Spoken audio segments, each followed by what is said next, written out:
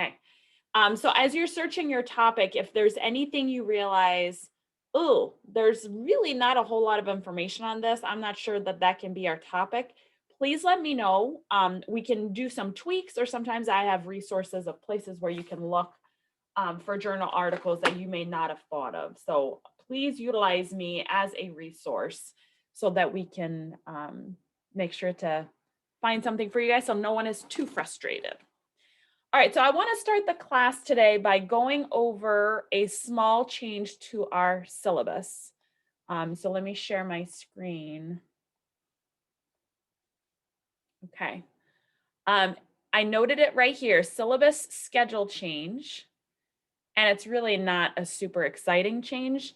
Um, week 6 is still the exam, so that is going to be 2 weeks from now on the 23rd.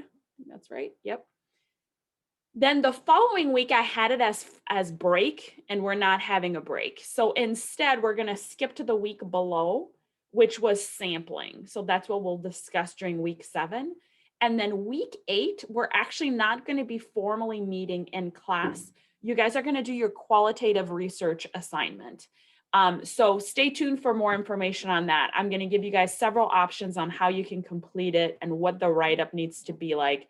It won't be extensive. It's like a paragraph or a small page, but I wanted to make sure everybody was on board with that because our syllabus still said that we had no classes week 7. So I just want to make sure, yes, we are having class week 7. We're going to cover sampling, which was right below. Okay, questions, comments, concerns about this? All good? Okay. All right, let me make sure there's no one else waiting. So then what I'd like to do for today is we're going to cover what should your literature review look like. Oftentimes I've discovered over the years that students have not written a literature review at this point in your journey as academicians. So I want to make sure that we have an opportunity to cover what I'm looking for so that we're all on the same page. So let me do this right, just so you guys know where I'm getting this information from. So if you need to look at it later. Okay, so I'm going to be pulling from here. Do you guys all see example lit review? I'm going to go over part of that. And then for this week, you want to go to literature review how-tos. That'll click open a file right here, USC Libraries. Can you guys see this? Okay. This is the biggest part that I want you guys to cover to really read through. So let's spend a little bit of time as a group talking about it. So the literature review, literally it describes what it does. It is a review of the literature. So you go through and you gather resources based on a topic that is of interest to you. And then you guys have your topics already that we chose. And then you want to have as broad and as deep of an understanding as possible. Let me give you an example. Let's say I'm interested in looking at depressive traits amongst teenagers as part of a hormonal change, right? And then I decide I'm only going to look at 17-year-olds. What might be a problem with that kind of literature review?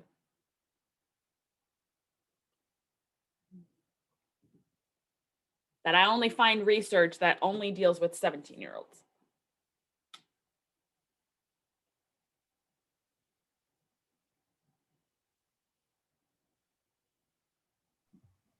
It could be biased.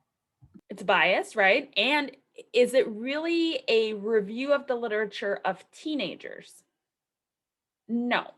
So if I'm going to say that I am researching depression rates amongst 17-year-olds, then I'm A-okay. But if I'm saying I'm reviewing depression rates amongst teenagers, I need to first off define what is a teenager and make sure that I've covered that entire span, that I am broad enough with my review that I cover it.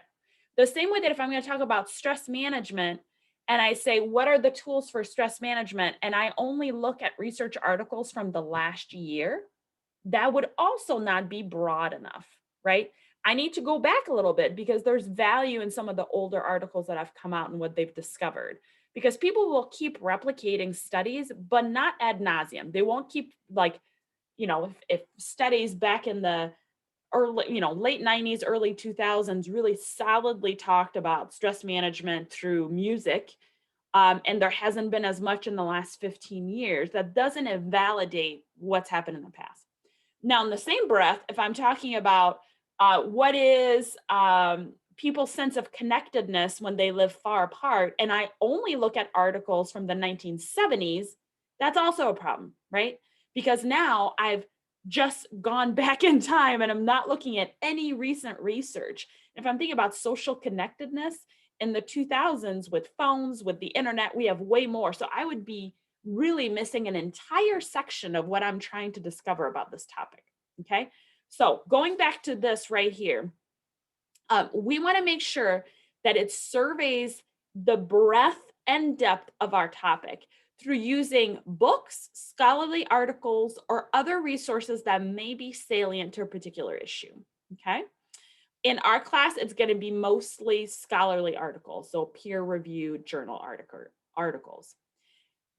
Now, what is it? Now, I want to tell you guys, this is probably the biggest pitfall that I see with students, is they will find their 15 articles and they'll say, I'm interested in looking at stress eating as a coping mechanism amongst college students during COVID, right?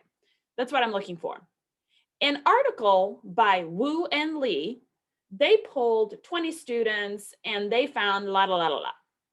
In an article written by Johnson and Buffett, they discovered with their interview of 40 students that no one overate.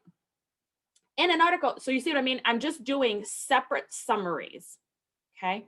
That is not the goal of a literature review. I would say that is an annotated bibliography, meaning you are doing a short summary of each research article, but there is no connection between them, right?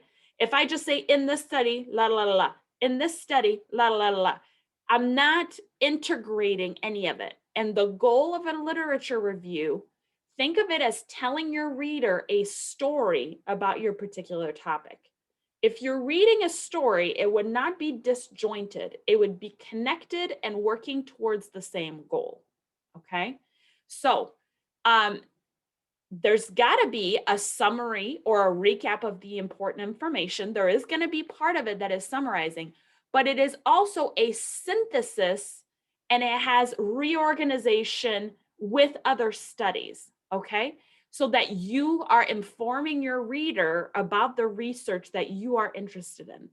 In other words, you're taking all of your resources, you read them. I find sometimes for students, it's beneficial to write a short summary like, hey, this article had 400 participants, really strong stats. Their take home was stress eating does occur, especially in times that feel out of control with the highest level of stress. I'm making stuff up here. So that's your conclusion, or that's the most important part of that article. And then you read another one, it says, oh yeah, really lots of students, but we found stress eating was only present when there was a lack of another coping skill. So now you find something that's in common. They're talking about the stress eating in high levels. They have those two articles agree on that. So then you could have you could organize your literature review so that becomes one of your subheading. So stress eating in highest level of stress. And then you describe each, like you can describe that first study, la la la la. Second study, in another study by blah, blah, blah, so and so, they found similar findings, but the main thing that stuck out is that occurred only when students didn't have another coping mechanism. So now you found a link, you're doing a compare and contrast, right? So you found a link, how are they the same, but also how do they stand out from one another, okay? So it is important that you are inserting yourself and you're giving a new interpretation to all the study that you've gathered. Because again, the goal and role of a literature review is not simply to be a summary.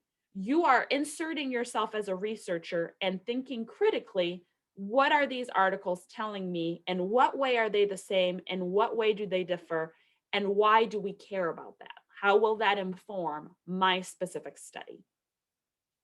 Okay, So let's read through here the purpose of a literature review.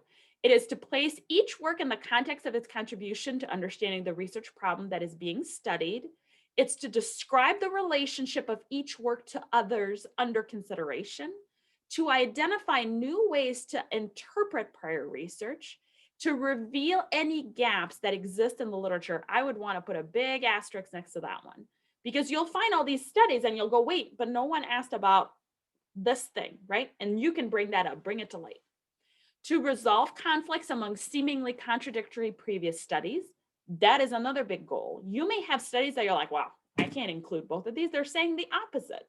Well, it is your job as a budding researcher to think through, why are they saying something different? What is it about it that may be different or that may be contributing to the difference I'm seeing in their results? Okay. Identify areas of prior scholarship to prevent duplication of effort. Again, if you were doing this in the real world, you would look through past studies to then let you know, oh, do I need to do this study again? Because, I've got 7 here that are doing exactly the same thing, okay? Point the way in fulfilling a need for additional research and locate your own research within the context of existing literature. Okay, so this is our goal, okay? Questions about that? Can I get a temperature check? Have you guys done that in other classes? Ada, it looks like you're saying yes. Okay. Others too? No? Okay. I think most often people think research paper and they just think I just need to summarize every single article. And I think there is a place again for a summary, but that is not the entire goal of the literature review. It's really to integrate. Okay. The type of literature review that we're going to be doing is an integrative review. Okay. It's considered a form of research that reviews, critiques, and synthesizes representative literature on the topic in an integrated way, such that new frameworks and perspectives on the topic are generated. The body of literature includes all studies that address related or identical hypotheses or research problems. A well-done integrative review meets the same standards as primary research in regards to clarity, rigor, and replication, and it's the most common form of review in the social sciences.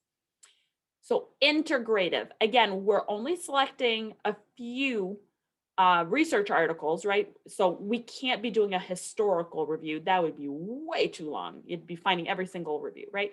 We are also not going to do a method review. I don't know why that word can't get out today.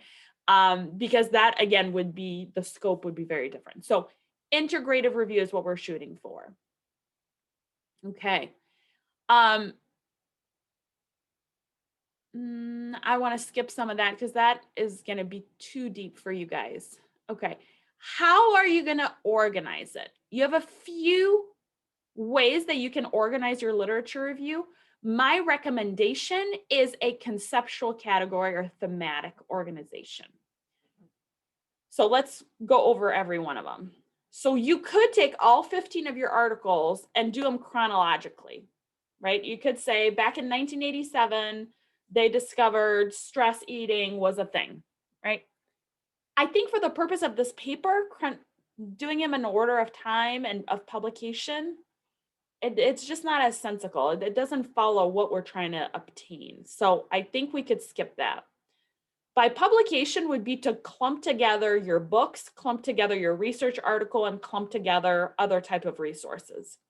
Again, because for the purpose of this paper, we will mostly be using empirically peer-reviewed studies in journal articles. That seems a little less relevant. So the thematic one, let's talk about this for a moment. Once you start reading your paper, you are going to notice some themes that will bubble up. They'll come out. You'll say, oh, wow, I'm hearing that word again pop out. This study's talking about it too. So let's talk about a totally different example. College success. How do we measure college success amongst undergraduate students, and what are some predictors of that college success? So some articles may talk about really just like culturally students who have had other family members, go to college. They're just more primed for it to be successful. And so it's more of that like nature piece, like, you know, they all went to college. So that could be one of them. And then in another article, it talks about nature in terms of intelligence. So the more intelligent you are, the higher likelihood you'll be to be successful in college. And then they may also talk about nature in terms of innate characteristics or personality traits that are pervasive, of students who are just so driven that if they enter college, they're going to succeed. So that part of their innate personality is what is going to drive their success. So you hear in the three examples I gave here, I'm talking about nurture or a biological component that would be predictive of college success. So that could become my heading: biological, you know, contribution, or the nature effect, or, you know, you can pick whatever fancy subheading you want. And then under that heading, I would then talk about those research. So in one research, we talked about family of history, you know, and cultural factors with that. In another study, we also talked about the contribution of just it being intelligence. And then lastly, you know, pervasive characteristics or personality trait. That also is a big determinant. So I have found something that was in common with multiple articles, and I made that the subheading. So that again, if you're walking your reader through a story and you're talking about what is predictive of college success, you have a short introduction on the topic, maybe a definition of terms, and then you go into your subheading. So one would be nature or biological components. Another one may be, you know, something more about social involvement, that somehow that makes you more successful. I don't know, I'm making stuff up here, but you could have then another subheading for it. Does this make sense? Okay, this is the time to ask, because I want to make sure everybody's on the same page with this. Okay. And obviously you can go back to this video, you can go back to this page. Okay. Writing your literature review. So now we talked about the structure of it. Now, how are you going to go about writing it? It is imperative that you use evidence. You're reviewing literature. So make sure that you're using in-text citation and that you're following an APA guideline for the in-text citation. This is something inevitably I see every year too. A student will have an article that they talk about in their paper that is not in the reference page. So this is like a 2-minute check. Just make sure that every article that's through your paper, just as you're going through it, flip back to your reference page. Is it there? Yes. Is it not? Make sure you add it in, because they all need to be included. Be selective. So when you guys start looking for research articles that feed into your research project, don't feel like, oh, I have 27. That's perfect. I went way above and beyond.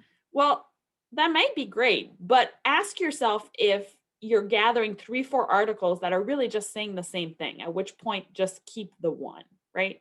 Find the best one. So be selective in how you're choosing your research article to make sure that you're staying within a manageable standpoint. This is huge. I want to put a big asterisk here, but use quotes sparingly. That means if there is something that is magnificent that the authors describe, then you're like, there is no way that I could summarize any of this and give it justice. I need to put it in a quote. That's fine, but don't have an entire paper that is straight quotes, which I have also seen. Like, that's just showing your ability to copy and paste. Like, I know you guys are all smart, you know how to do that. I'm interested in your ability to read a paper, digest it, and then come up with your own way of explaining it. There's going to be times, of course, where you're like, I'm just finding weird, you know, synonyms for each of these words. Like, I need to just use their words because there's some unique language they're using. Then absolutely go ahead and add a quote. That's fine, but use it sparingly. So what it states here, some short quotes are okay if you want to emphasize a point, or if what an author stated cannot be easily paraphrased. Sometimes you may need to quote certain terminology that was coined by the author, not common knowledge or taken directly from the study. Do not use extensive quotes as a substitute for your own summary and interpretation of the literature. The same thing I just said, just with nicer language than my blabbering on. Okay. So use them sparingly. Don't have an entire paragraph that's a quote. Okay. Remember that your goal is to summarize and integrate data. So you are doing both. You are coming up with a short synopsis of the study and then tying it with other studies that fall within that thematic section. Okay. So you're doing both. Keep your own voice. This is another huge piece. Like, this is your review of the literature. And as I mentioned earlier on, I'm interested in your interpretations and your ideas on this topic. So it is okay for you to say this researcher thinks, or this researcher opines, or whatever language you want to have. It is still you. You are not just a passive observer or passive summary person, summarizer. I guess you could say that. You are actually interpreting, integrating, and making sense of it. Okay.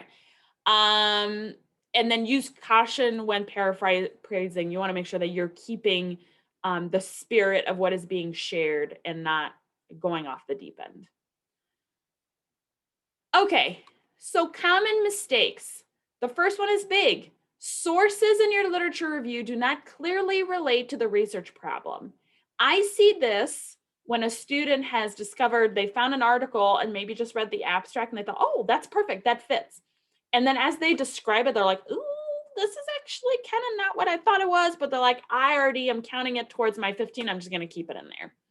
If you get to that point where you're like, eesh, this article is not at all what I originally thought it was, the message is different, the methodology is off, but I included it as part of my 15, so do I need to keep it? No, the answer is no. If you discover there's a bad article, toss it out, okay? Again, the goal is 10 to 15. You've got some wiggle room in there. Now, if you submit to me a paper that has 4 articles, that's going to be problematic because there's no way you'll have been broad enough to cover the particular topic. But don't keep an article in even after you realize that it's not a good fit. Okay. Another pitfall, you don't take sufficient time to define and identify the most relevant sources to use in the literature review related to the research problem. The define and identify is huge. So in the first section in your intro, you're going to reveal what is your topic. So my topic is academic success and factors that predict students retaining or staying after their first year of college. Okay. So you need to define what is success, right? What does that mean? Well, success is considered retention. So that you don't have attrition. So higher rates of retention implies success. You can also say a secondary definition will be a GPA above 2.5. That is a way that I'm measuring success. And then you'll need to include in there, why do we care about that? Well, I care about college success and the predictors of it because I work for an institution and I want to make sure that I get the very best students who are going to be engaged and who are going to be successful in their undergraduate careers. Okay. So that is a defining and identifying what is the problem. What is it you're talking about? And then you go into your sources that tie back into that. Okay. Don't rely exclusively on secondary analytical sources. You need to find primary research articles. We've talked about this in the past. Don't accept other researchers' findings without critically thinking through it and thinking like, does this actually add up? Am I coming to the same conclusion? It's okay to disagree with a research finding, okay? Make sure that because remember, we're summarizing and synthesizing, right? We're integrating all of it. Make sure that you are providing some facts about past studies. Give us some meat and potatoes, right? So what did happen in, Lee and Wu's study? We want to know a little bit that they had 100 participants and that they were looking at the same things you're looking at. And here's their findings. So make sure that you include some of it.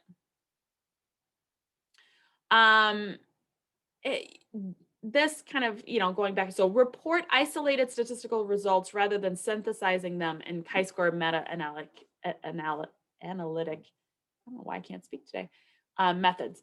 Don't worry about that as much because we're not doing such a big literature review. It is okay to say they found statistically significant findings. You could just leave it at that.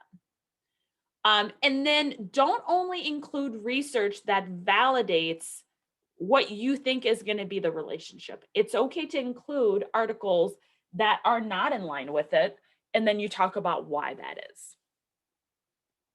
Okay. This is pretty much the bulk of it. You guys can read the rest of it, but I think that's the main things I wanted to share about it. Questions about that? That's a lot of info.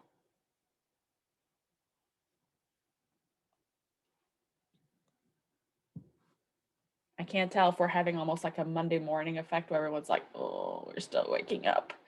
Or if you're like, yeah, okay. Or if this is like, oh, this is old hat. We know what we're doing. It's fine. Let's not belabor the point. Either way, it's fine. Okay, so now let me share this.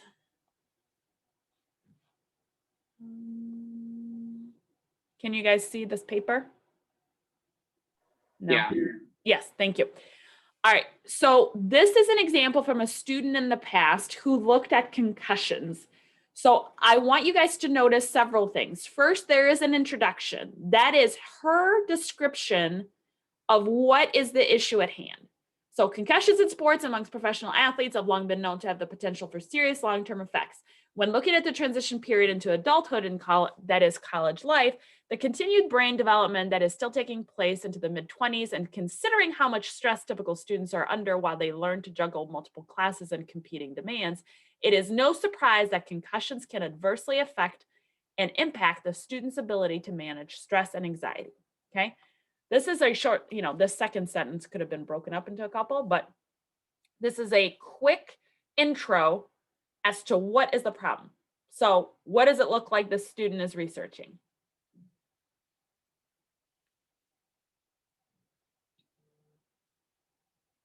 Concussions. Okay, concussions amongst College students. College students. Okay. And is she just looking at the rate of concussion, like a frequency, or what's of interest here? How it affects academic performance. Excellent. So we're looking at academic performance and their ability, again, to manage stress and anxiety. Okay, so right there in that first paragraph, we got a glimpse as to what she's going to be looking at. Now, right away, she breaks it up into a first subheading, cognitive effect. So this is going to be the cognitive effect of having, that's not right, of, a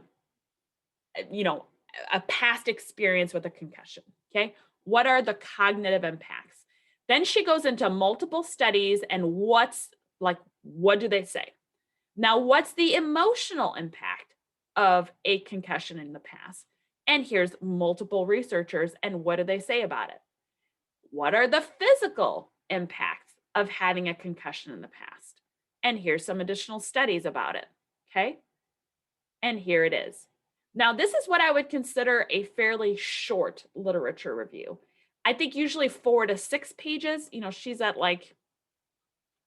almost 4 pages. But what she did successfully is she had an introduction that said, hey, this is what I'm looking at. So the reader knows right away. And then she broke it down into the different factors or themes that impact it, and then filled it in with research and what it said about it. Does that make sense? Because I feel like my whole discussion from that USC Writing website, we stay very abstract, but this is what it would look like. Okay, so you can find this paper also in our announcement section of our class, and you'll see it's an example of a literature review. Okay.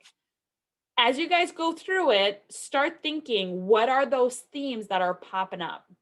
Now, you guys are working in groups, but you are each responsible for your own paper. So Ashley and Mara, I think you guys are in a group together, right? Okay, so there's nothing that states that both of you need the same subheadings to your paper. Not at all. In fact, your references may be completely different, and that is A-okay. Okay. You don't need to check in with your group and say, hey, did you get this article in 2012? La, la, la. I mean, you can share some of that. There's nothing wrong with that, but you don't have to. You guys should each be doing your own research and your own writing. Okay. I should not be getting 2 papers that are identical because that's going to raise a lot of red flags, right? Okay. So the goal will be to get this literature review written, and then you're going to go through and write up your methodology. The methodology is how do you plan on gathering your data for your particular study? Now, for you guys, the methodology is going to be very similar because you're running the same study. So we're going to be giving this survey to X number of students or people that we've gathered on Facebook, and then we'll analyze the data. It'll say something like that. Okay. Questions about the paper? So the lit review, like the example that you showed, that's what we will be turning in like as a final, like as the paper? Or are we gonna have to turn the lit review in before the paper? Before the final paper. So what I do is I have you guys break it down into smaller chunks. So this is a good point for me to share again. So this.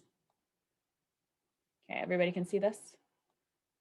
Okay, so we are, where are we? We are here, week 4, okay? So research topics need to be due. That's what we talked about. Next week, your article critique number 2 will be due by Friday, okay? And was it Ada? Were you asking that question? It was Eliza. Eliza, so sorry, Eliza. The first thing you'll turn in is your reference section. So during week 8, which now we talked about, that's your qualitative research study week, you're going to submit your list of references, your 10 to 15 articles on Course Connect. And that needs to be in APA format so that you get it all set up and put on there in a document. So again, my hope and goal is that you chunk it. You do little bits at a time, submit that, and per our syllabus, you earn points for those little bits as you go through. And then you submit your final product, which is just really adding all those documents into one document. Does that help, Eliza? Yeah. Okay. So references are due week 8, but you need to start working on that introduction or the literature review because that is due week 9. Okay. So my expectation is that you are researching things right now and start the write-up because that gives you then 5 weeks to get this done. We're going to talk a lot about methods when we go into survey and observation next week, what that looks like. And then we'll also, I'm going to need to add that in somehow. So stay tuned. There's probably going to be another adjustments to our syllabus. Oh, it's right here. I'm meeting with all of you. So I'll meet with all of you on Monday to make sure we're on the same page so you can submit your method section on Friday. So when it says research presentation here, that's you guys presenting your research to me for us to kind of be on the same page and make sure that you guys are equipped to be successful in submitting your paper. It's not like an oral presentation to the whole class. It's just small group meetings. And so we'll break out our entire hour and 40-minute class into the 4 groups that need to go. So you'll have an assigned time to meet with me, and we'll meet on Zoom so that everybody knows what they're doing. Okay. Make sense? Okay. So moral of the story, start finding your research studies right now. Start doing some write-up so that you're ready. So come time that those smaller chunks are due, that you'll be ready for it. Bless you, Zach. Bless you. All right. Any other questions about the paper? This is obviously not just one and done. I've talked about the paper once. I shall never bring it up again. Nothing like that. If questions bubble up, you can always reach out to me. Look through these resources that are on our Course Connect page, and then we'll go from there. Okay. There's no other questions, then I'd like to transition into our lecture. All right. See here. Okay, identifying good measurement. This is huge, right? Because we can talk about, and as you guys look through, these research articles for your specific topics. I know several of you are doing stress or quality of learning with online learning. If you're not using good measurement to assess your topic, might as well not write the paper, right? If I'm trying to figure out how good are you at statistics and I ask you what's your favorite color, that is not a good measurement of your statistical knowledge, right? So whatever findings I get might as well be thrown out the window because it's not going to reflect what my original question was, okay? So this is an important conversation for us to have because as you guys are developing your topics, you will need to find a survey, like a paper pencil survey, or you'll likely just have it online, that addresses what it is you're looking for in your study. Now, I'm going to make this abundantly clear multiple times this semester, but this be the first one. I think I've done it before, but no one is writing their own survey, okay? That is not part of the goal of this class for you guys to design a survey instrument. That is so far beyond the scope of this class. In fact, in graduate school, I took an entire year on what's called psychometrics, how to write an adequate survey that tests what it is you're trying to test. So I would never have you guys do this now. That's far too hard. The goal will be to find a survey that already exists in the literature that another researcher has said, hey, this works really well actually to measure, fill in the blank, whatever the topic is.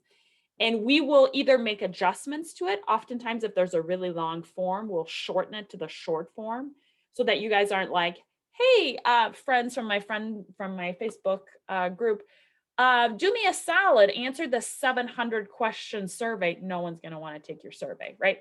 So we should aim between 15 to 20 minutes max that will take our participants.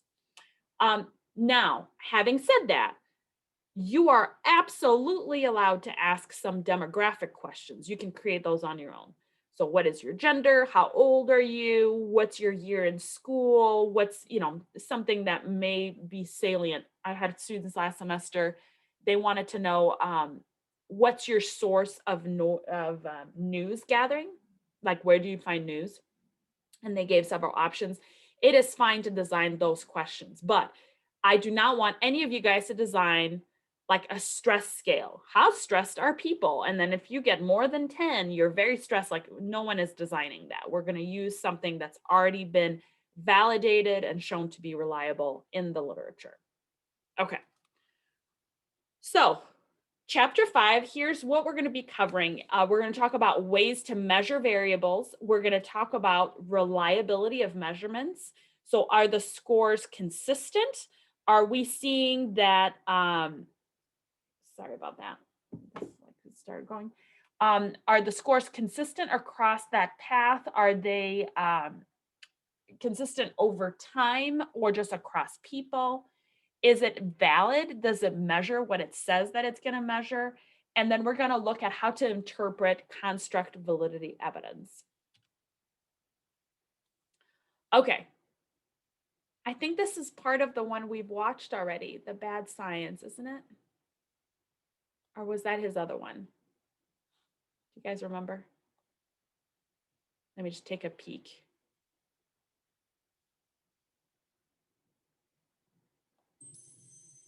Hold on, I'm just taking a quick look.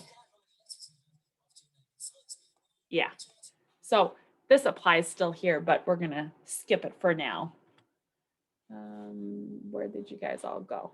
What happened? Here. Okay, so ways to measure variables.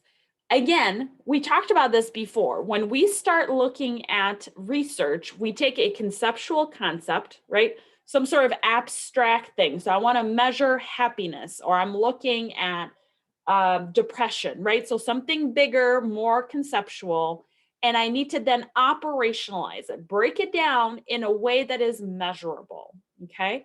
So if I'm looking at a variable like gratitude towards one's relationship partner, okay, one possible way to define it is asking people if they agree with the statement that I appreciate my partner. So you just have some sort of self-report questionnaire with the statement you're looking at. Another way would be to watch couples interact and count how many times they say thank you to one another, okay? So This would be self-report, and this would be actually measuring. So some sort of qualitative research assessment as to how often they say thank you to one another. Wealth, for instance, is another example. You can ask people to report their income on various range. So less than 20,000, between 20 and 50, more than 50. And then another way would be to code the value of a car from 1 lower status vehicle to 5 new high status vehicle in good condition. What are your thoughts on this?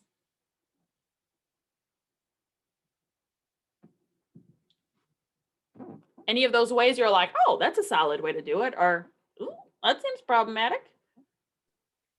I think utilizing the coding of cars from 1 to 5 could be an issue because not everyone cares about having like brand new cars. So even if they do have a higher income or wealth, they might just have a normal car because it's not an issue to them. So it's not the best indicator of real wealth. Okay. So in terms of the quality of that measurement for that variable that is wealth, it sounds like, Sam, what you're saying is that that's not such a great measurement. Is that right? Yeah. Okay. Let's look at the one for gender right above it. So you're trying to assess gender. One would be asking people to report on a survey their gender. This includes only male and female. Perhaps we would add more categories. Another way is in phone interviews, a researcher guesses gender through the sound of the person's voice. What do we think about that? There could be a lot of problems. Great. What seems problematic about that?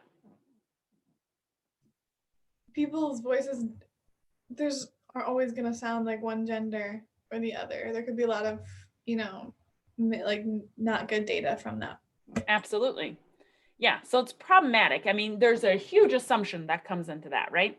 I am assuming by the sound of your voice that you are one gender or the other. The same way that people, when you walk in, I just had this recently with my brother, so that was weird. We went to a restaurant, they're like, oh, you celebrating an anniversary? I'm like, we are not married. That's my brother. Gross. Like, no, right? Why would you think that? Like, so assumptions, when they come in, that's problematic. That's not effective and good measurements. So you got to be careful. Now, let's look at intelligence. One way is to give an IQ test that includes problem-solving items, memory and vocab questions, and puzzles. Okay, now another way is recording brain activity while people solve difficult problems. Thoughts on that?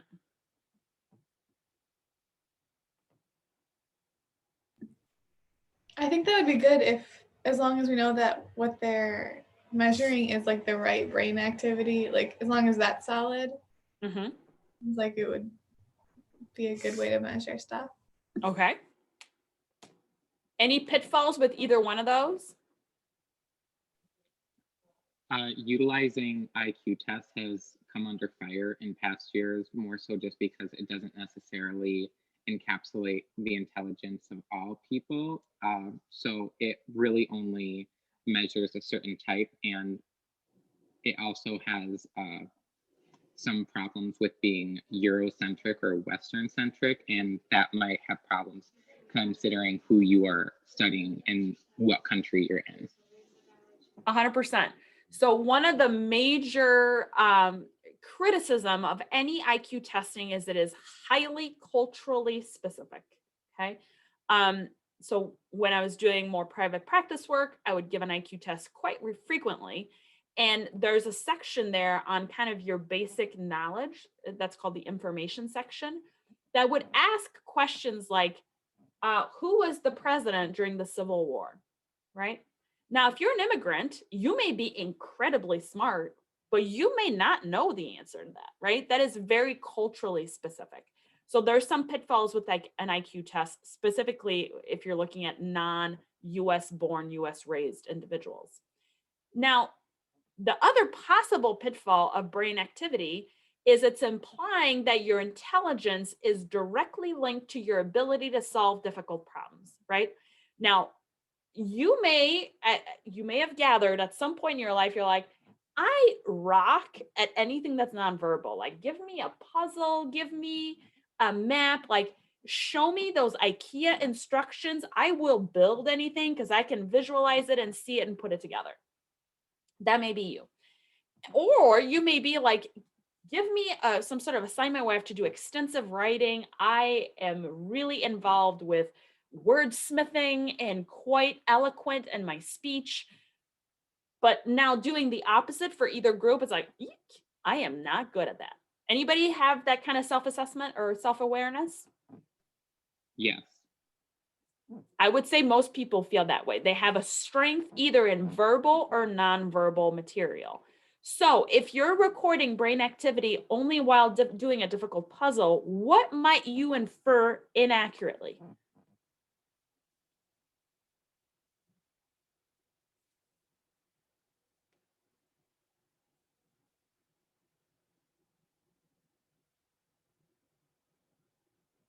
What do we think?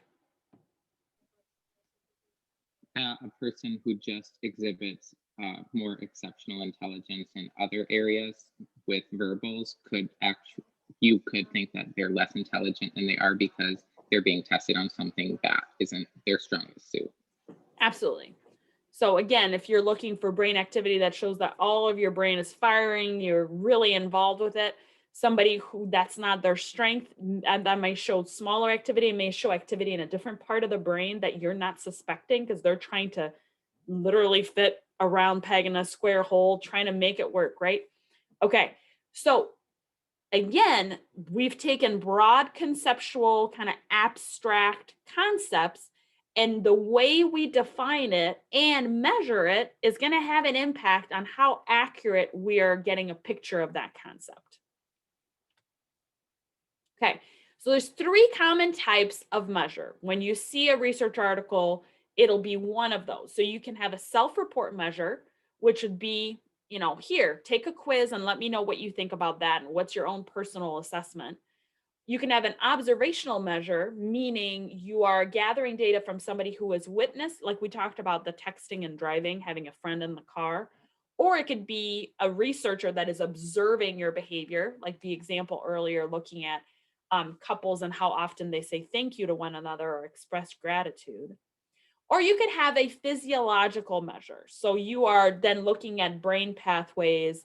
So either through imaging, like an MRI, or you could also be looking at availability or presence or frequency of a certain neurotransmitter in the brain as indicative of certain emotional or arousal states. All right, so those are the 3. So what do we think? Which one's best?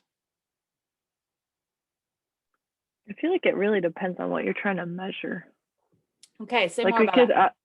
we could obviously like say that physiological seems like it's, very factual, but if you're trying to measure something, like I'm trying to think of an example, but there's a lot of other things that like observational, like just observing would be better too. I'm trying to think of an example, but yeah. Absolutely. And then, okay, that very good point. It kind of depends. What might tip the scales one way or the other?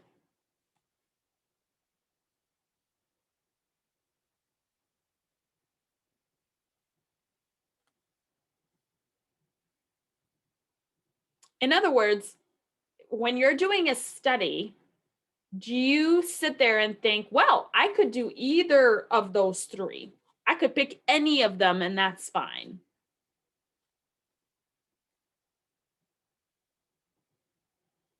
Like for the study we'll do in this class, can any of you guys do physiological measure?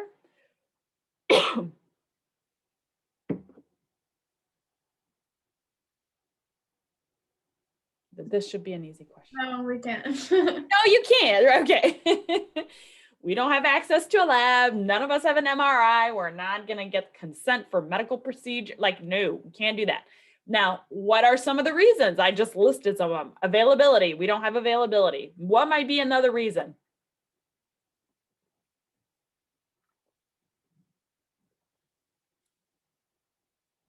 I'm going real pragmatic here. Cost, right? Oh, sorry. Mara, were you about to say something? I was going to say cost. Nailed it. So yes, obviously as part of your research budget, do you have access to an MRI machine, right? Most people don't. And it's time consuming because not only do you have to have each individual sit in front of you and go through the procedure, you then have to analyze the data of it, as opposed to click, I just sent you a survey, right? $0, and now it's in your inbox just like that. Okay. So when you're trying to decide which type of measurement, you have to balance out the gain that you'll get from your study and choosing that, like what's the benefit and what are the cons, like what's going to be like the negatives of it. So when you're looking at physiological measures, oftentimes the pros are huge. The brain doesn't lie, right?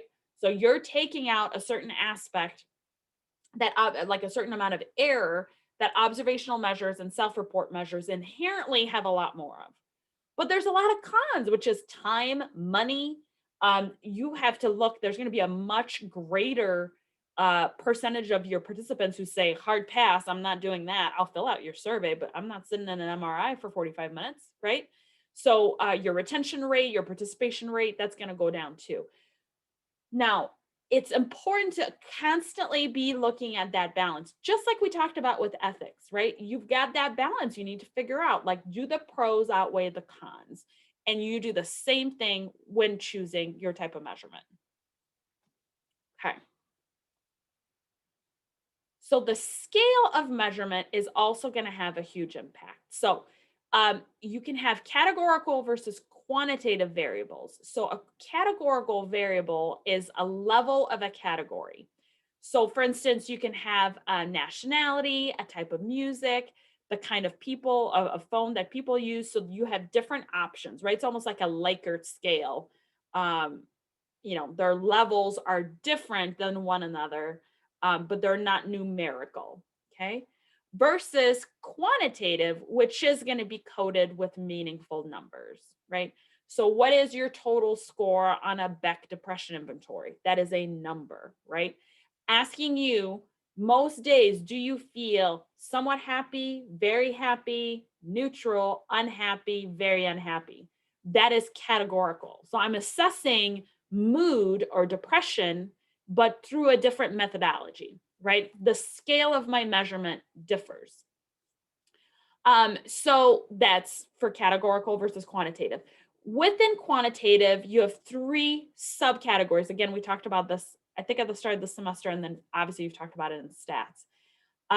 If you have ordinal, that's that you have a number that is in order, but the distance between each number does not matter as much. So what order did you finish in for a certain race? Maybe you were number 7, but does that mean you were like, or let's pick an even number, like if you finished 4th, does that mean you were twice as good as the person who finished 8th? No, there's no meaning there in the distance. An interval value is a variable with subsequent numerals that show equal distance, okay? But there is no true 0. So IQ score, not really, you can't really score a 0, I guess, unless you don't do it at all. Or shoe size, no one has a 0 shoe size. So there's a meaningful difference between each levels, but not a true 0. And then lastly is ratio. And that is, you can have a true 0 and there's meaningful difference between each value that you get. So number of exam questions that you answered correctly, number of seconds to respond to a computer task. Again, this says height. I would argue that height also probably doesn't have a natural 0, but you can't be 0 centimeters tall.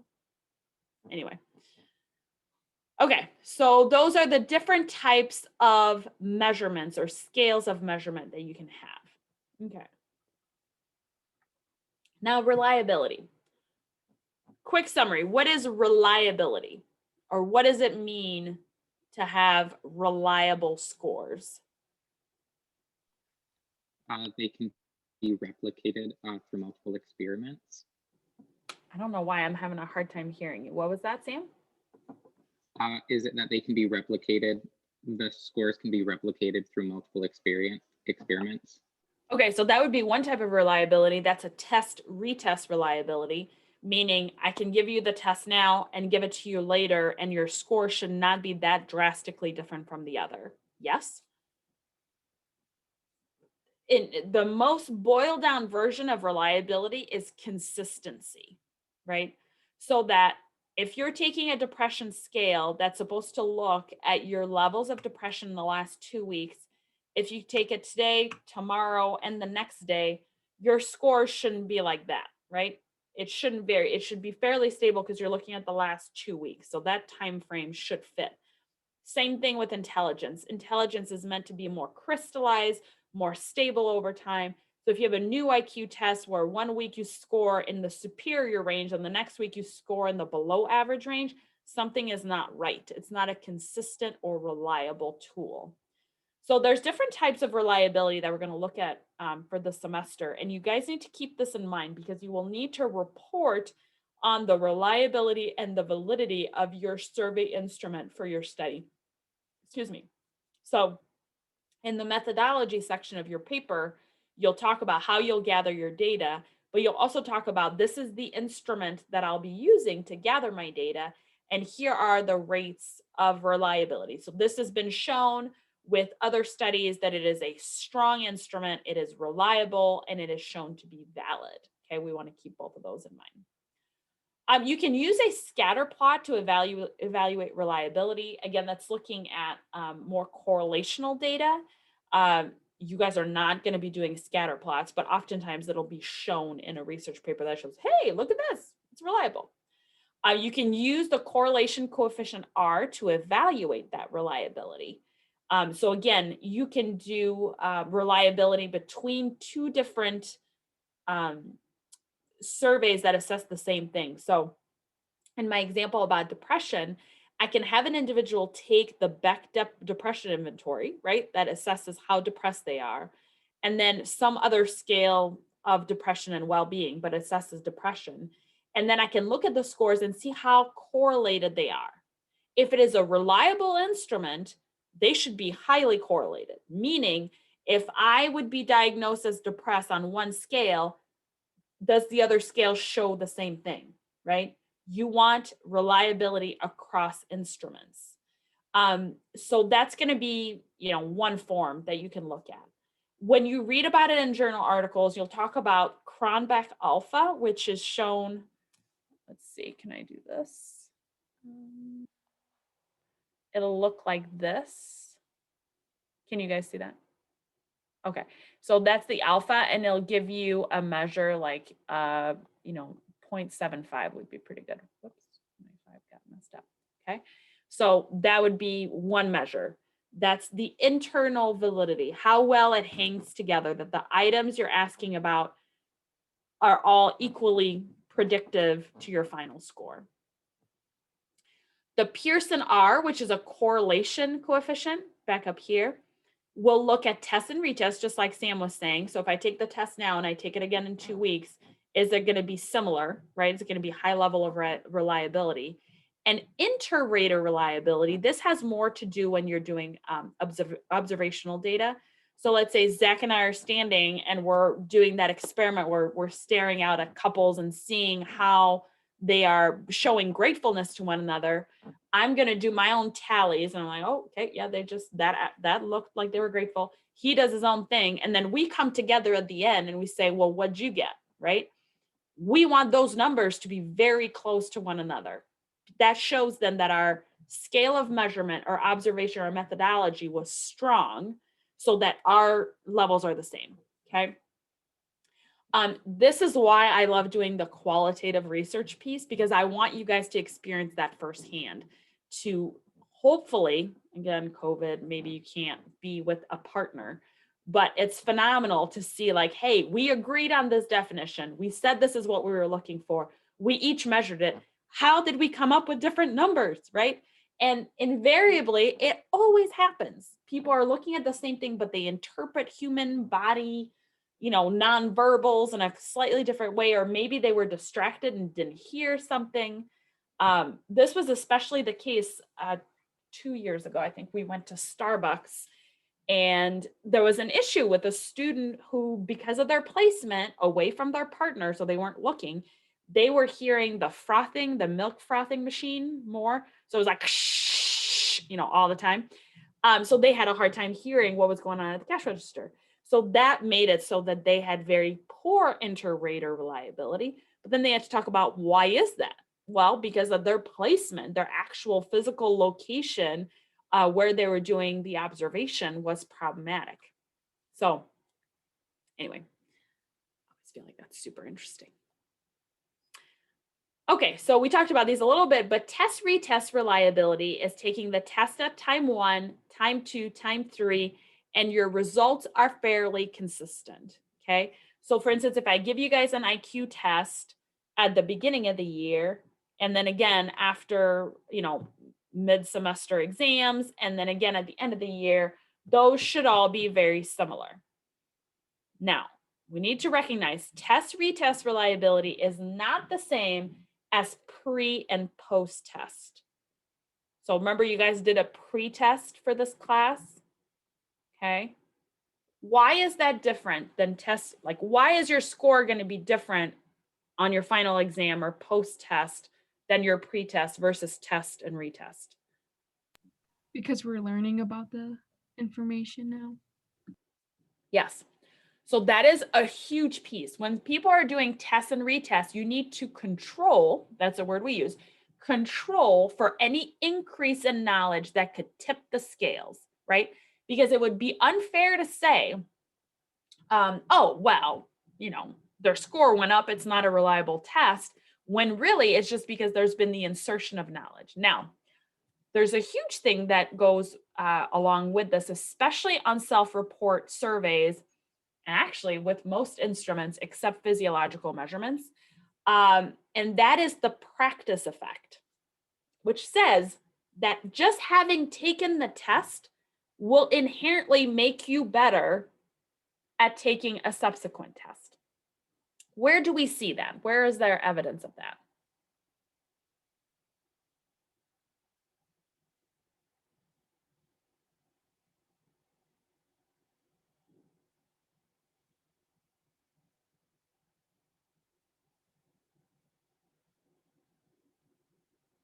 Okay, let's think about this, gang. All of you guys know this, but before you went into college, did you have to take any sort of standardized test? Okay, what did people take? Now I'm just genuinely curious. I took the SATs, but I feel like SATs are not as in fashion these days. We took took the- the SATs as well. So Sam, you said you took the SATs? Yeah. Our Mar- school, The what? our school made us take both SAT and ACT. Yeah. So I feel like when dinosaurs roamed the earth, when I was a high school student, no one took the ACT. That was like, why? Why would you do that? And I don't know if it's like a region thing, because I was back in California. Maybe that SAT was just more popular. Okay, but the whole point of taking practice exams and participating in a prep class is to what? Get better scores when you take it again. Right. It's to get better scores. Now, some might say, well, that's because you're learning. As you take tests, you're learning about the material, but you're also learning the test and the structure of the test, right? And what it looks like. And that alone will make you better because then you know what to expect. So all to say, with test and retest reliability, there is an adjustment that is made for getting better due to the practice effect. So that is counted as part of it, okay? But you still want things to be mostly reliable. Okay, inter-rater reliability. I talked about this already, but its scores should be consistent no matter who is measuring them. So the example that's in your textbook, I think is a funny one. So you could have 2 observers measuring an entire classroom, and you're measuring how often a child is sneezing during an exam. That is a terrible example to me. Well, what?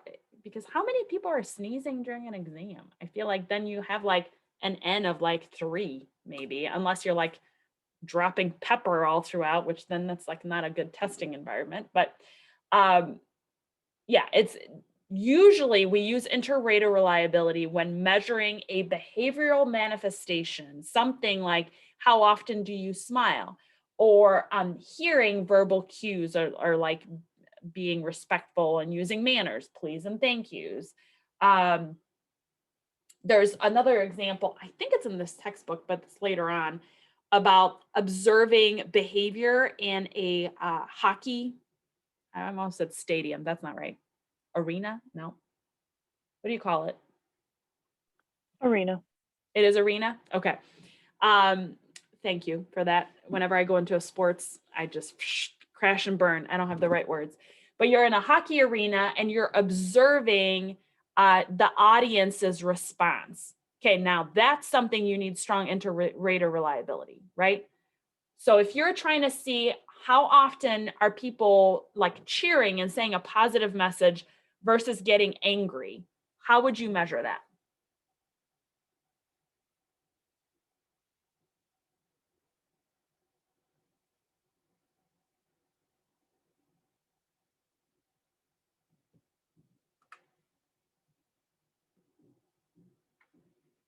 What do you think?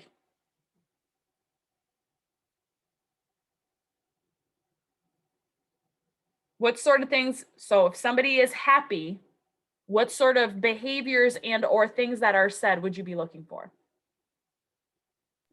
Facial expressions. Okay. So like, right? What else? Applause. Applause. Okay.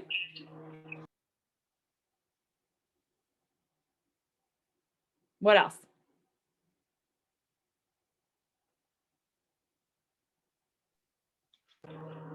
Like happy yelling or like shouting. Okay. Now we get to the meat and potatoes of what I'm looking for. Was that Greg? Are you the one who said that? Yes. Okay. So yelling and shouting, right? Could you see a potential inter-rater reliability problem there with shouting and screaming? Because it's possible to be like, oh, right? Excited, or oh, no, angry, right? But both might sound the same. So what is a rater having to do in that moment?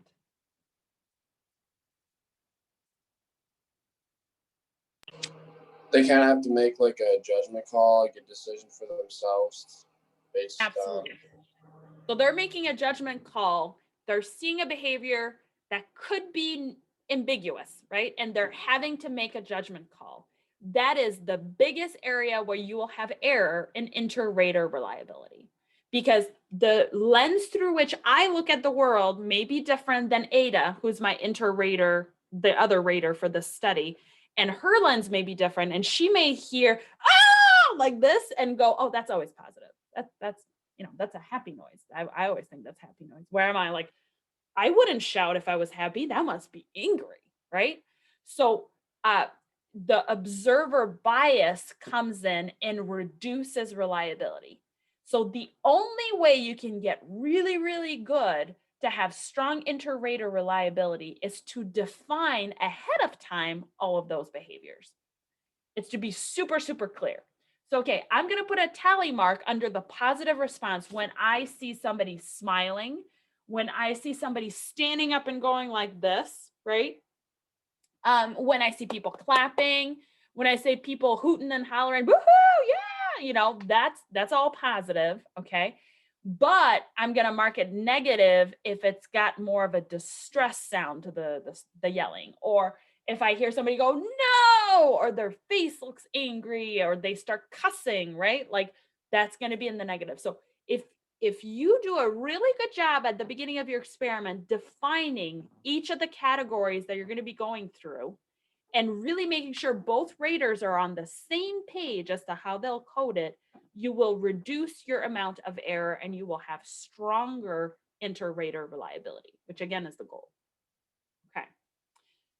Internal reliability is looking at a self-report questionnaire, or it could even be an interview, I suppose, to see if similarly phrased questions elicit the same response. right? So if I have several items about depression, how well do they hang together in predicting a final score? So it's about looking at a pattern of response. Oftentimes, the way you can look at internal reliability is also flipping a question around. Okay, so something like this: I feel happy most days, true, false, right? Then I could say, I feel sad most days, true, false. In order for there to be strong internal reliability, how would those need to be coded? Or what response are we looking for? Essentially looking for kind of the opposite in each question. So if you answered the first question as I feel happy most days, then you would expect another question to be answered, I don't feel sad most days. Exactly. Yeah. So perfectly explained. So in most self-report measures, because there is such high levels of poor reliability often, because you're dealing with a human, so their own social desirability is going to come through, right? You need to have reverse worded questions so that you can check for it. There's also this thing, like, if you guys don't know, if you're on an exam and you've got 4 choices, A through D, and you're like, no clue, this might as well be a question in a different language, I have no idea, I can't even knock off one answer. What's your go-to response? A, B, C, or D? It depends on the questions that came before it. Because if I get like a bunch of D's or C's in a row, I like to keep it, kind of fresh and go for a C or a D. Love it. So Sam, I feel like we are catapulted back to statistics with like independent events versus mutually exclusive, right? So you're saying in an exam, a professor would never put like C, C, C, C, like 5 or 6 of them in a row, because that makes no sense. Who would do that, right? Right? So then you're like, well, which one hasn't come in a while? I'll put that one. Okay. Somebody else, do you have like a go-to where you don't even look at what came before or after? You're just like, I'm a B kind of gal. Just put a B. I usually just put a C. C. Okay. That's a common one too. So there is some sort of random responding that can really kill your internal reliability. This happens especially on very long self-report questionnaires where people get fatigued. They're like, I just can't read another question. I'm over it. So I'm just going to write B, C, B, A, B, D. I just want it done and over with, right? You're just kind of clicking randomly. This often, by the way, happens on faculty report or any sort of assessment. Let me put my dog out real quick. Any sort of assessment on or satisfaction survey where they're like, were you satisfied with blah, blah, blah? And then they ask you 14 questions. You're like, oh my gosh, okay, yes, very satisfied, very 5, 5, 5, 5, 5. And then they'll swap a question on you. And then all of a sudden you've just said very dissatisfied, right? I've had those reviews, like academic reviews for a class too. So internal reliability is huge. So you need to make sure that you are using reverse coding to make sure that people are answering honestly, and that you try to eliminate random responding as much as possible. So you can have scales that ask the same thing over and over again, so that the people's responses should be the same, no matter where in the survey they're giving it. Okay, let's end here for the day. I feel like that's a good spot because then we go into a lot of other data. Where's my mouse? Here it is. Okay, so everybody's got their topic selected. Start working on your references. Review the documentation I went over today for your literature review. And then we will pick up from here on Friday. All right. Hope you're all doing well. We'll talk to you soon. Dr. Wiltel, would you be willing to stay after for a couple minutes to talk to me about something? Oh, absolutely. I was just wondering, so I'm planning on going to grad school after I'm done here, but I've been more and more interested in psychology, really going into the realm of forensic psychology, and I heard you talking about it in last class. Yeah. And I was just wondering, because I haven't studied psychology as an undergrad, what would be